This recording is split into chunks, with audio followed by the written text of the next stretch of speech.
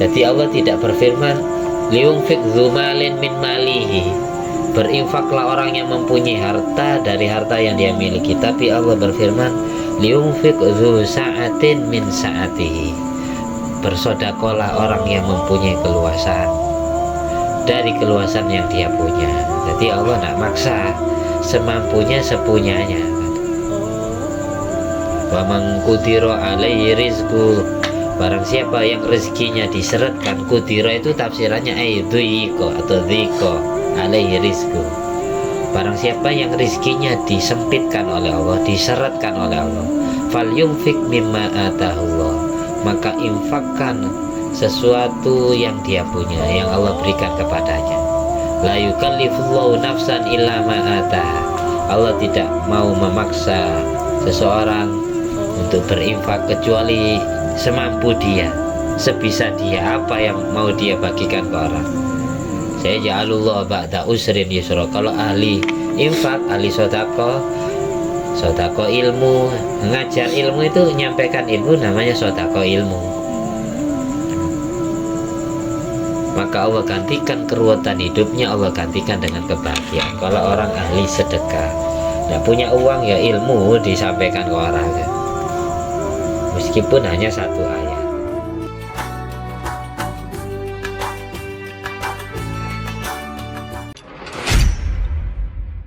Assalamualaikum warahmatullahi wabarakatuh. Alhamdulillahirabbil alamin alladzi bi ni'mati tatimmu shalihat wa bi dzikri sulahaihi tatanazzalu rahmat wal barakat wa salatu wassalam ala sayyidi sadat sayyidina maulana Muhammadin qutbil qadat wa ala alihi wa ashabi alanjumi zahirat. Amma ba'du. Rabbi syrah li sadri wa yassir li amri wahlul 'uqdatam min lisani yafqahu qawli. Rabbi zidni ilma warzuqni fahma wa mahfaz alaina futuhal arifin waj'alna khalisatan liwajhikal karim. Allahumma rzuqna fahman nabiyyin wa ilhamal malaikatil muqarrabin. Allahumma nawwir qulubana bi nuri hidayatika kama nawwartal arda bi nuri syamsika. Rabbana anfa'na bima 'allamtana, Rabbi 'allimna alladhi yanfa'una, Rabbi faqihna wa faqih ahlana wa qarabatin wa ashabin lana fi dinina. Allahumma inna ala zikrika wa syukrika wa husni ibadatik. Allahumma inna na'udzubika min ilmin la yanfa' wa qalbin la yakhsha wa amalin la yurfa wa du'ain la yusma'. Bananfa'na bima 'allamtana, Rabbi 'allimna alladhi yanfa'una, Rabbi faqihna wa faqih ahlana wa qarabatin wa ashabin lana fi dinina.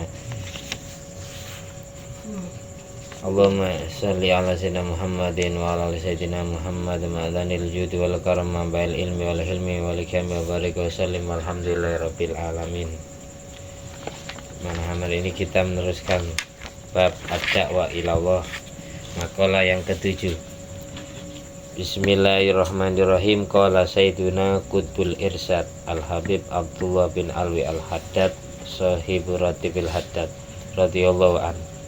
Dia mengatakan wala yastati'u ahadun, seseorang tidak mungkin mampu, tidak mungkin sanggup ayan fa'a, untuk memberikan manfaat khalqallahi, terhadap makhluk Allah, bimithli dakwatihim ila babillahi ta'ala, dengan semacam mendakwai makhluk Allah, mengajak mereka ke jalannya Allah atau ke pintunya Allah. Seseorang itu tidak bisa memberikan manfaat makhluk dengan dakwahnya mereka, tapi yang bisa memberikan manfaat kepada makhluk itu adalah Allah. Kita orang yang punya ilmu itu hanya balighu anni walau ayat, menyampaikan ilmu dari Nabi Muhammad meskipun hanya satu ayat, satu hadis. Nanti perkara ilmu yang disampaikan manfaat ataupun tidak itu hak prerogatif Allah. Guru itu tidak bisa mencerdaskan murid, mengalimkan murid. Yang bisa mengalimkan, mencerdaskan hanyalah Allah.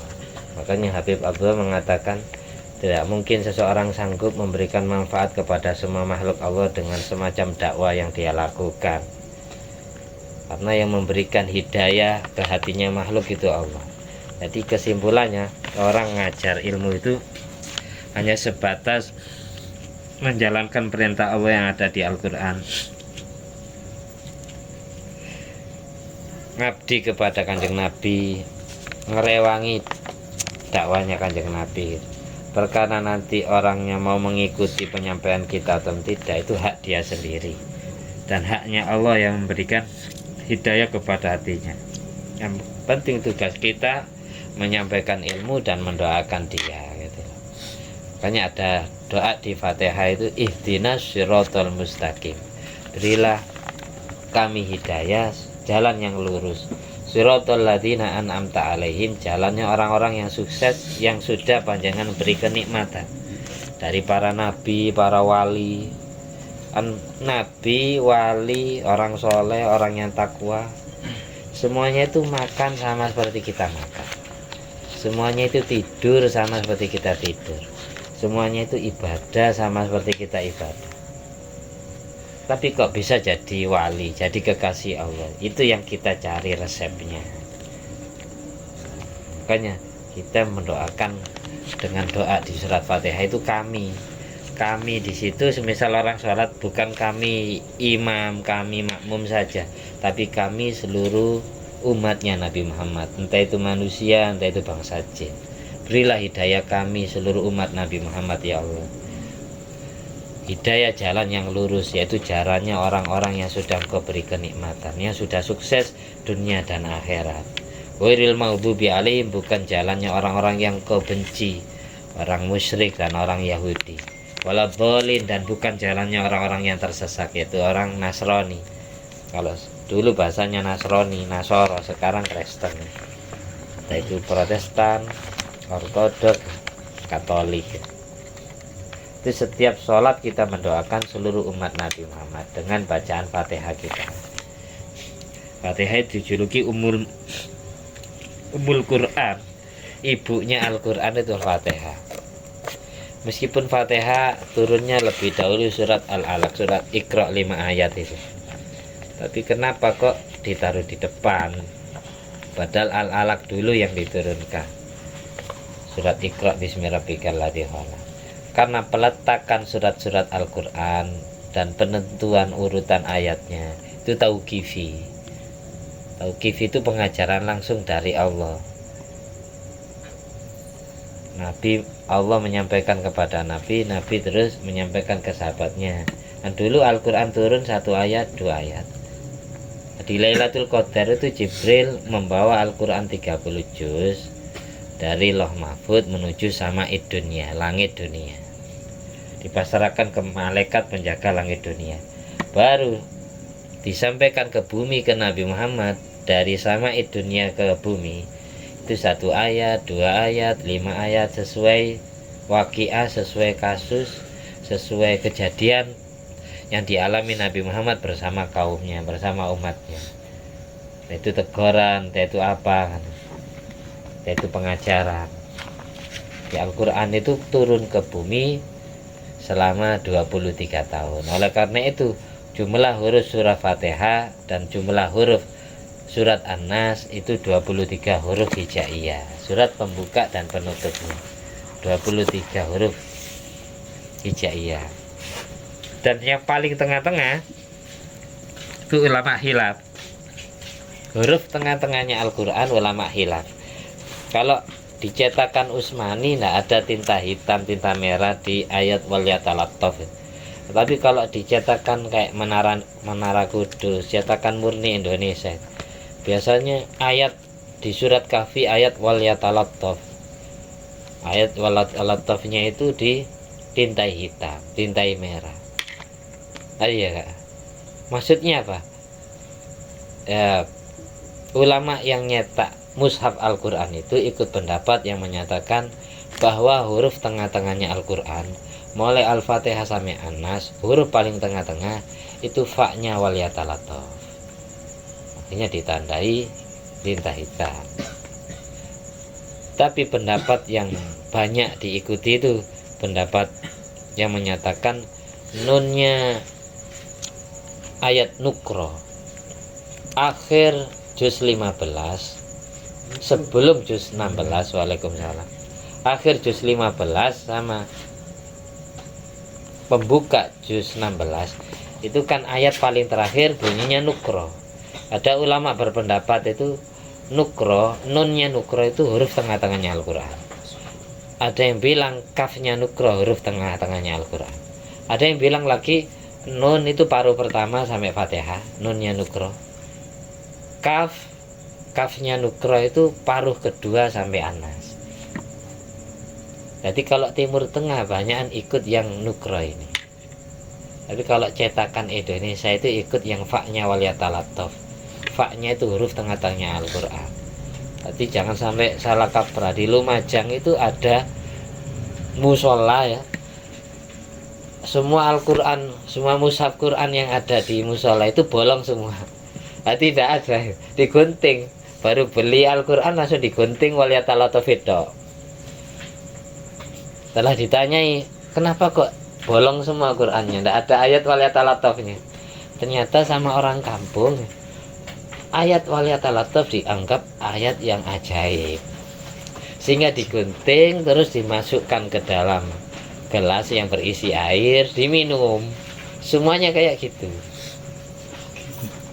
Yang lebih parah lagi ada yang dikunyah dimakan kayak makan kerupuk. Jadi kertas yang bertuliskan waliyatalatov itu dikunyah. Itu parah. Tazwikul mushaf itu haram. Terus makan Al-Quran itu haram. Orang yang tidak diilmoni ya, itu salah besar. Tazwikul Quran, menyobek Al-Quran, menggunting Al-Quran itu haram kalau tidak ada maksud tertentu. Terus memakan Al-Quran yang jelas kalau dimasukkan ke dalam perut, mushaf Al-Quran akan bercampur dengan najis, bercampur dengan cairan perut, terus darah, najis, dikotori. Terus yang benar gimana? Kalau memang meyakini barokahnya, kalau memang meyakini barokahnya ayat waliyatalatov, seharusnya ayat waliyatalatov ditulis di kertas lain. Setelah itu dimasukkan ke dalam air, diminum. Kalau ini tidak apa-apa. Jangan Al-Qurannya yang digunting, disobek, ini salah. Ngerti ya? Nanti saya ulangi lagi. Kenapa waliyatalatov di Quran cetakan Indonesia itu ditintai hitam atau merah? Jawabannya karena faknya waliyatalatov huruf tengah-tengahnya Al-Quran. Ada yang bilang bukan faknya waliyatalatov, tapi nunnya nukro di akhir juz 15. Ada yang bilang kafnya nukro di akhir juz 15. Ada yang bilang nun itu paruh pertama sampai Fatihah, kafnya nukro itu paruh kedua sampai Anas itu. Waliyatalatov artinya apa? Berlemah lembutlah kan, waliyatalatov.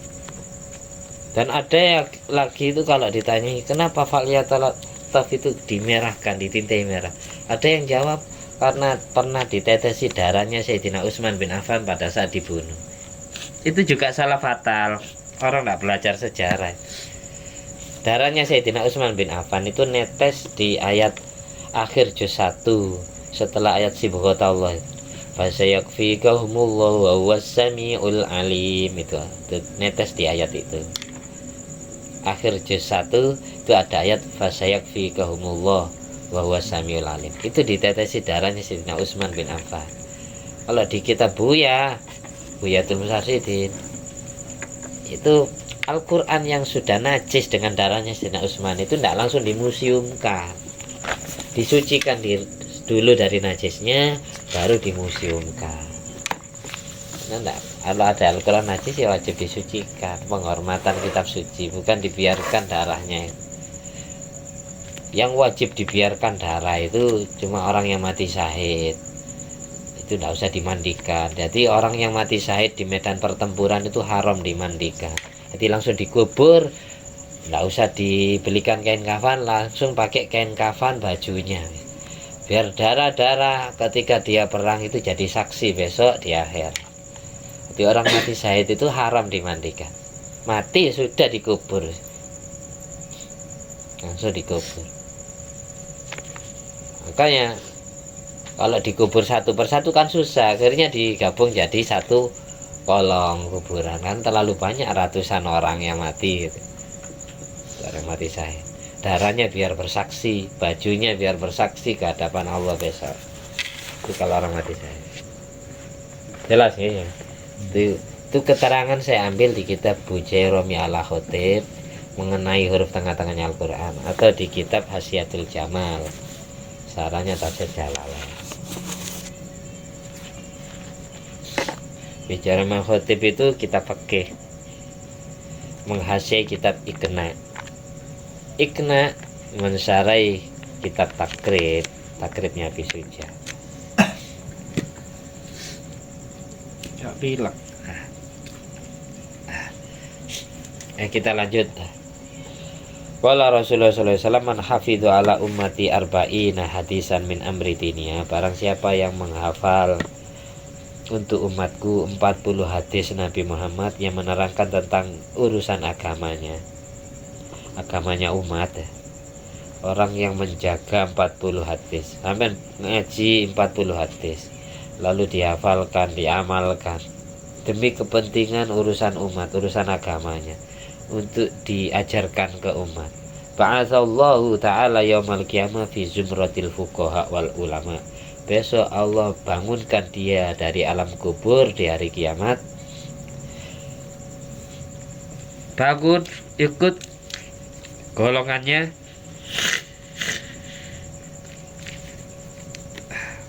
orang yang alim fikih, golongannya ulama.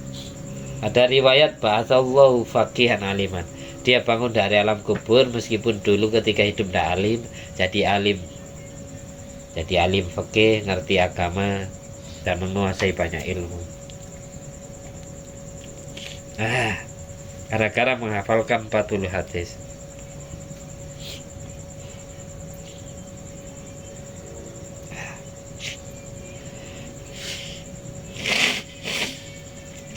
Anak tisu aja. Itu udah tisu. Kotor. Lewat Pak.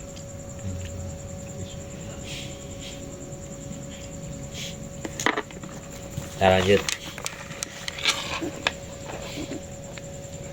Besok orang Islam itu, Nabi itu pernah ditanyai sahabat Mu'ad bin Jabal, ditanyai tentang orang Islam, bukan orang kafir, orang Islam yang bangkit di alam kubur. Nabi sebelum menjawab nangis, sempat nangis.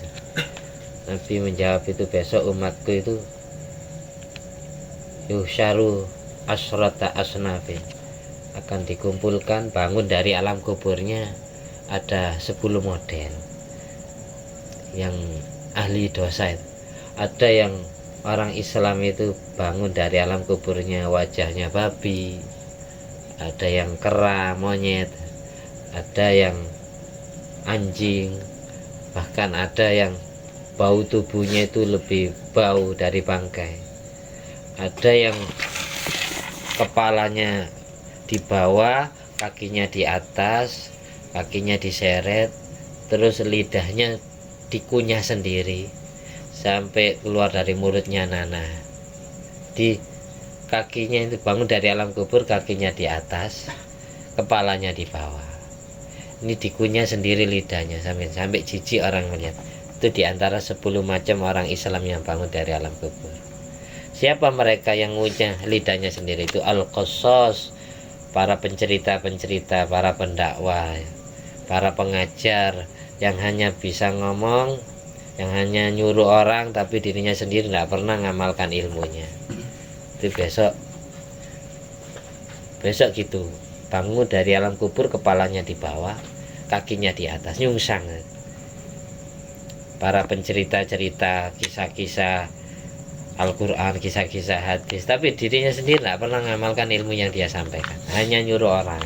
Ta'murunan nasa bil birri wa tansawna anfusakum, hanya merintah orang lain berbuat kebaikan tapi melupakan diri sendiri.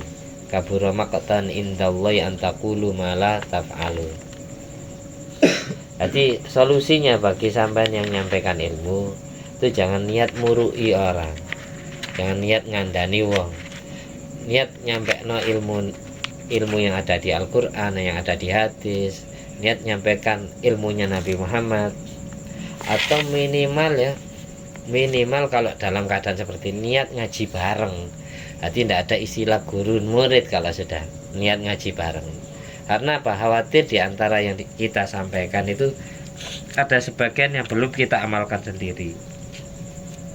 Imam Ghazali ngasih solusi di Ayyuhal Walad. Bagi orang yang ingin nyuruh orang lain, kayak disuruh sodako, minimal dia seumur hidup pernah sodako 1 kali. Orang nyuruh sholat duha, minimal dia pernah sholat duha 1 kali. Orang nyuruh sholat tahajud, minimal dia pernah sholat tahajud 1 kali. Jangan belum pernah sama sekali terus nyuruh orang. Itu masuk kabura maktan indallah yang taqulu ma la taf'alun. Itu lebih hati-hati. Nabi itu nangis ya. Terus orang yang bau badannya itu lebih bau dari bangkai itu orang yang ahli mengumbar hawa nafsu syahwatnya, sering maksiat. Tuh Nabi nangis. Ini orang Islam ini, bukan orang kafir. Bukan orang kafir. Orang kafir udah tambah parah. 10 model. Afdhalus shadaqah ta'limu jahil. Paling utamanya sedekah itu adalah mengajarkan ilmu kepada orang bodoh, orang yang tidak tahu ilmu. Wa afdhalu silatirrahim, paling utamanya nyambung kerabat adalah bil ilmi, adalah dengan cara ngasih ilmu kepada saudara-saudara. Jadi kalau sedekah kan banyak macamnya. Liunfik dzu sa'atin min sa'ati, sebagaimana dulu yang saya terangkan. Berinfaklah kalian, berinfaklah orang yang mempunyai keluasan, luas rizki, entah itu rizki ilmu, ya diajarkan ilmunya. Rizki uang diberikan ke orang lain uangnya. Rizki pakaian berikan pakaiannya. Rizki tempat tinggalnya diperuntukkan orang. Rizki sepeda motor, mobil atau fasilitas kendaraan, ngasih kemudahan ke orang lain. Infakkan yang kamu punya kepada orang lain. Jadi Allah tidak berfirman liunfik dzumalin min malihi, berinfaklah orang yang mempunyai harta dari harta yang dia miliki. Tapi Allah berfirman liunfik dzu sa'atin min sa'atihi, bersodakolah orang yang mempunyai keluasan dari keluasan yang dia punya. Jadi Allah tidak maksa, semampunya sepunyanya. Wa man qudira alaihi rizqu, barang siapa yang rezekinya diseretkan. Qudira itu tafsirannya aidhiko atau dziko alaihi rizqu. Barang siapa yang rezekinya disempitkan oleh Allah, diseretkan oleh Allah, falyunfik mimma atahullah, maka infakkan sesuatu yang dia punya, yang Allah berikan kepadanya. La yukallifullahu nafsan illa ma ataha, Allah tidak mau memaksa seseorang untuk berinfak kecuali semampu dia, sebisa dia, apa yang mau dia bagikan ke orang. Saya ja'alullah ba'da usrin yusra. Kalau ahli infak, ahli sodako ilmu, mengajar ilmu itu menyampaikan ilmu, namanya sodako ilmu. Maka Allah gantikan keruwetan hidupnya, Allah gantikan dengan kebahagiaan. Kalau orang ahli sedekah, nggak punya uang ya ilmu disampaikan ke orang ya. Meskipun hanya 1 ayat ya. Nah, makanya di sini dikatakan paling utamanya sodako adalah sodako ilmu kepada orang yang tidak tahu ilmu. Paling utamanya silaturahim, nyambung famili, nyambung persaudaraan adalah juga dengan ilmu.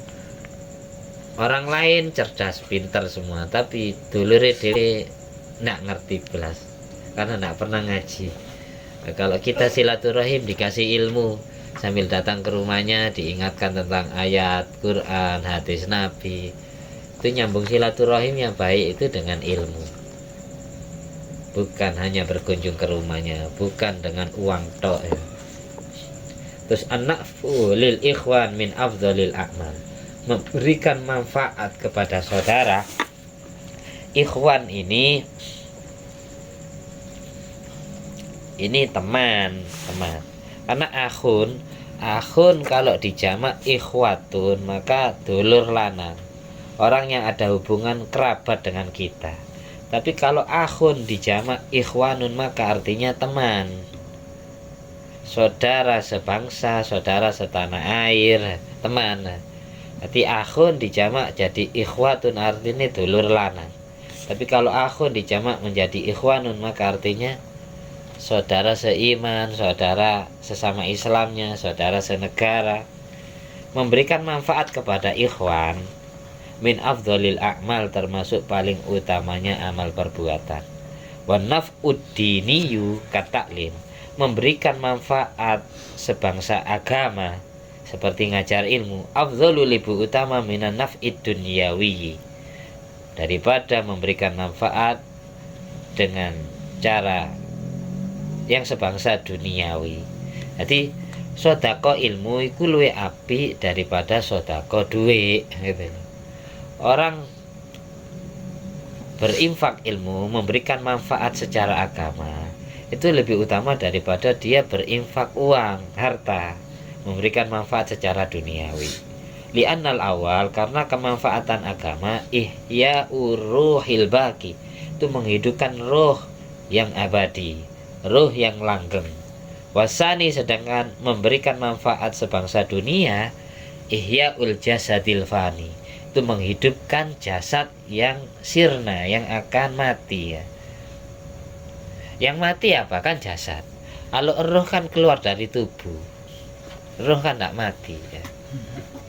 Al-baqi, roh. Jadi roh dulu Allah ciptakan, baru roh itu masuk ke wadahnya, yaitu jasad atau jasmani. Setelah itu roh keluar dari jasad, mati jasad itu. Kalau kita sodako ilmu, berarti kita ngasih makanan rohani. Kalau kita sodako makanan, sodako uang, berarti kita ngasih makanan jasmani. Kalau jasmani kita makan nasi tiap hari, maka rohani kita usahakan makan ilmu tiap hari.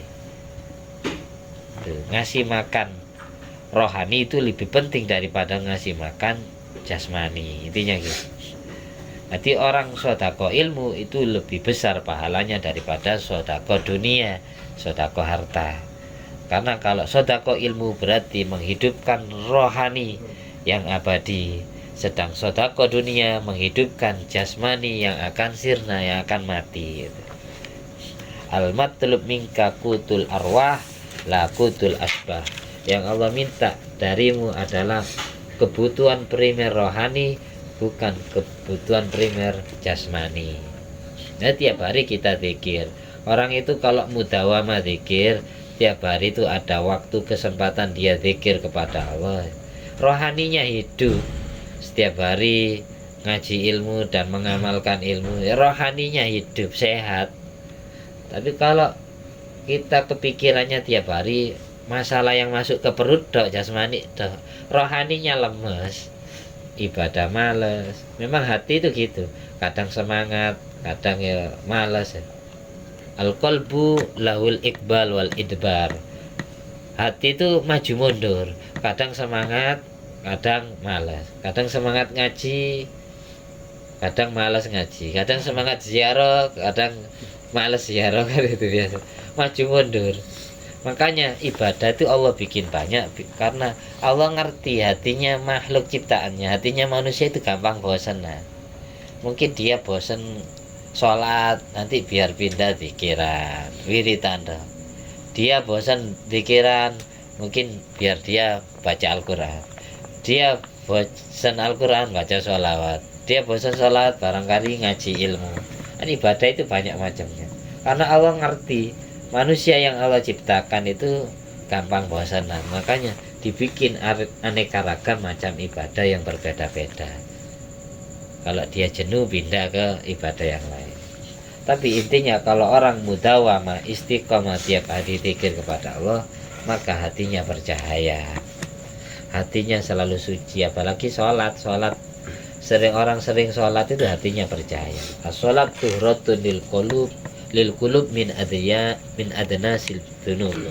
Sholat itu dapat membuat hati suci dari kotoran dosa. Orang sering sujud kepada Allah itu maka akan percaya. Karena apa?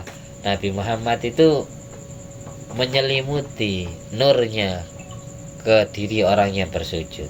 Wa taqallubaka fis sajidin alladzi yaraka hina taqum wa taqallubaka fis sajidin. Semua orang yang sujud itu diselimuti nur Nabi Muhammad. Oleh karena itu setiap kita bangun dari sujud tahiyat awal atau tahiyat akhir, kita uluk salam dengan dhamir mukhatab kepada Nabi Muhammad. Karena Nabi Muhammad sudah hadir ketika kita sujud.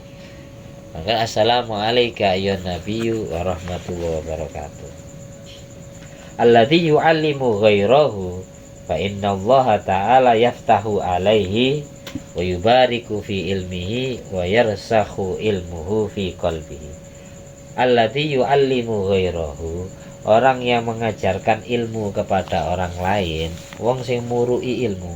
Orang ngajarkan ilmu itu ndak harus jadi ustadz, jadi kiai. Sampai dapatnya ngaji, sampaikan kepada teman-temannya yang ndak ngaji, itu termasuk taklim. Biar besok bangun dari alam kubur dicatat menjadi orang alim. Bangun kuburnya ikut rombongan para wali, orang-orang alim. Biar ndak ikut rombongan preman-preman. Di bangun kubur itu nanti ada komunitasnya, ada grupnya, ada rombongannya. Orang yang mengajarkan ilmu kepada orang lain, Allah akan yaftahu alaihi, membukakan hatinya, membuat futuh hatinya, membukakan sirnya. Yang kedua, yubariku fi ilmi, Allah memberkati ilmunya. Semakin dia ngajarkan ilmu, semakin dia jadi orang alim. Karena ilmu itu bisa berkembang biak. Al ilmu yanwu ayazhu bil amal wa nashri. Ilmu itu bisa berkembang biak. Orang yang berilmu tambah semakin jadi orang alim ketika ilmu yang dia dapat diamalkan sendiri dan diajarkan ke orang. Kalau sampean meskipun sampean mondok bertahun-tahun, ilmunya tidak pernah diamalkan dan tidak pernah diajarkan ke orang, sampean tetap ilmunya segitu, tidak alim-alim, tidak berkembang biak. Tapi kalau diajarkan ke orang maka semakin barokah. Wa yarsahu ilmu fi qalbi, dan ilmunya semakin meresap, semakin menancap di dalam hatinya.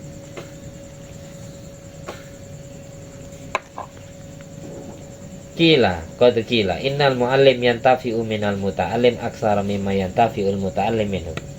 Pengajar ilmu mengambil manfaat dari murid yang diajar melebihi manfaatannya murid dari gurunya.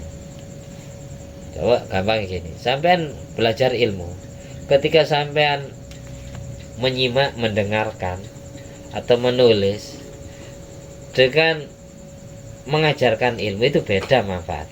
Kemanfaatan orang ngajar itu lebih banyak daripada kemanfaatan orang yang jadi murid. Orang yang jadi murid itu manfaatnya sedikit. Coba murid itu ngajar juga, maka dia akan semakin jadi orang alim. Dengan berani menyampaikan ilmu, maka dia nambahkan ilmunya dia. Semakin jadi orang yang khairun nas anfa'uhum linnas.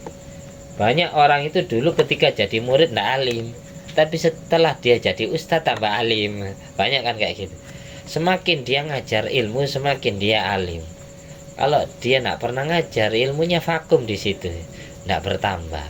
Karena Allah bikin futuh hatinya pengajar itu. Allah bukakan pintu gaib, sehingga dia yang asalnya tidak paham dulu ketika jadi murid tidak paham, diterangkan ilmu. Tapi setelah ilmu itu disampaikan ke orang, Allah bikin paham, Allah bikin ngerti. Setahu kita apa? Tahu kita Al-Quran, ini ngajar Al-Quran, cara baca. Pokok ilmu itu diajarkan semampunya sampean. Orang yang ngajarkan ilmu berarti sedekah ilmu. Orang yang ahli minterkan orang lain, insya Allah besok anaknya sendiri alim sendiri tanpa perlu diajari sendiri. Itu lihat ya, anak-anaknya kiai itu tidak pernah ngaji ke abahnya sendiri, tapi alim-alim. Karena apa? Abahnya biasa mencerdaskan anaknya orang, sehingga anaknya sendiri Allah bikin alim. Ketika dia ngaji tanpa susah payah cari ilmunya, gampang paham, gampang hafal, karena barokah keikhlasan abahnya menyampaikan ilmu kepada orang lain. Suila Abu Hanifah, Imam Nu'man bin Sabit Abu Hanifah, pendiri madhab Hanafi radhiyallahu an, pernah ditanya, bimanil tal ilma, sebab apa panjenengan bisa meraih ilmu alim kayak gini? Faqala Abu Hanifah menjawab, mastafattu ilman illa afattu ghairi, tidaklah aku mencari faedah ilmu melainkan dengan cara aku beri faedah ilmu kepada orang selainku. Jadi saya bisa jadi orang alim ini karena saya setelah dapat faedah ilmu aku sampaikan ke orang lain. Dengan berani mengajar maka berarti dia mengalimkan dirinya sendiri. Illa annal madhkur fihi Abu Yusuf. Ini kitab Ta'lim Muta'alim halaman 31.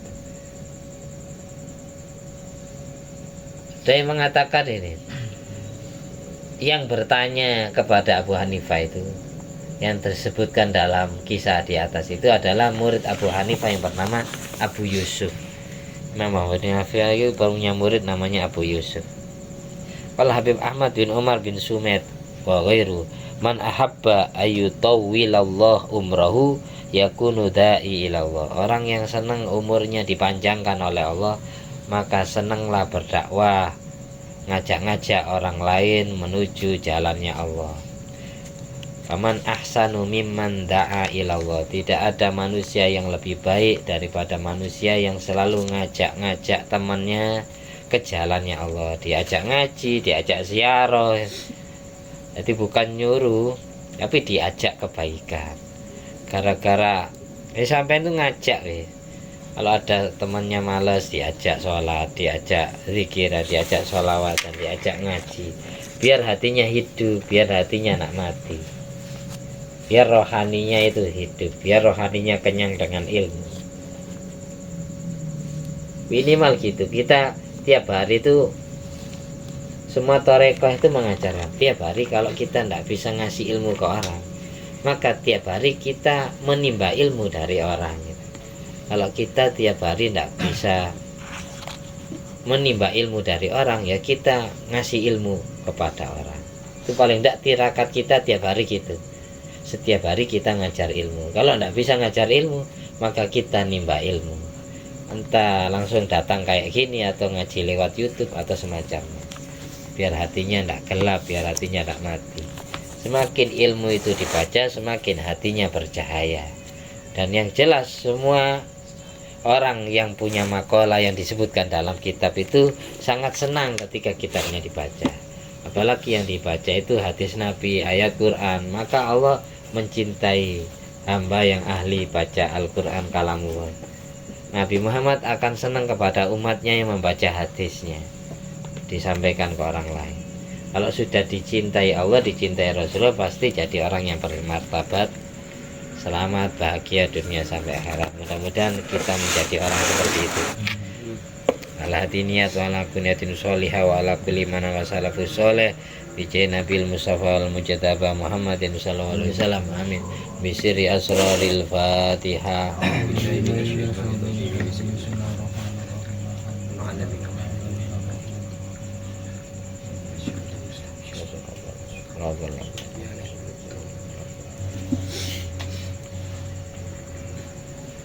Baca bareng-bareng.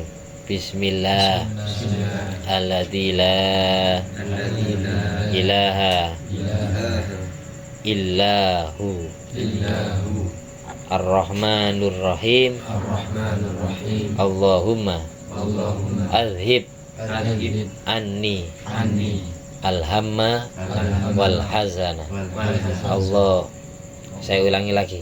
Bismillahi alladzi la ilaha illahu ar-rahmanu ar-rahimu Allahumma adhib anni alhamma wal hazana. Saya ulangi lagi. Bismillahilladzi alladzi la ilaha illa huwar rahmanu ar-rahimu Allahumma adhib anni alhamma wal hazan. Ini doa ini sunat dibaca ketika habis salam. Kita selesai assalamualaikum warahmatullahi, assalamualaikum warahmatullahi, itu sambil ngusap wajah sambil doa itu. Bismillahirrahmanirrahim, la ilaha illa huwar rahmanur rahim, Allahumma adhib annil hamma wal hazan. Dengan menyebut nama Allah, tidak ada Tuhan yang wajib disembah kecuali Beliau yang Maha Rahman dan Rahim. Ya Allah, hilangkanlah ham dan hazan, kesusahan yang sudah lalu dan kesusahan yang akan datang.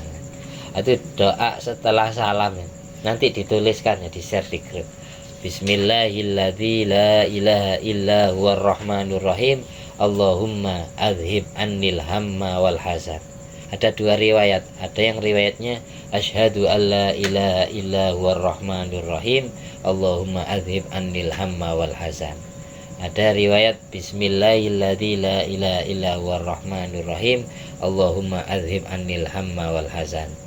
Jadi ada riwayat bismillah, ada riwayat asyhadu alla ilaha illallah. Anni dari saya.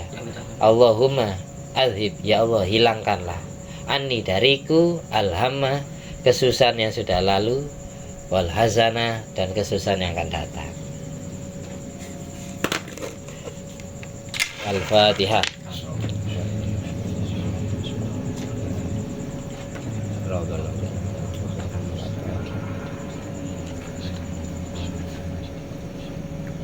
Alhamdulillah alladzi at'amani hadzal ilma wa razaqani min ghairi haulin minni wala quwwatin. Allahumma sholli ala sayyidina Muhammad wa ala ali sayyidina Muhammad.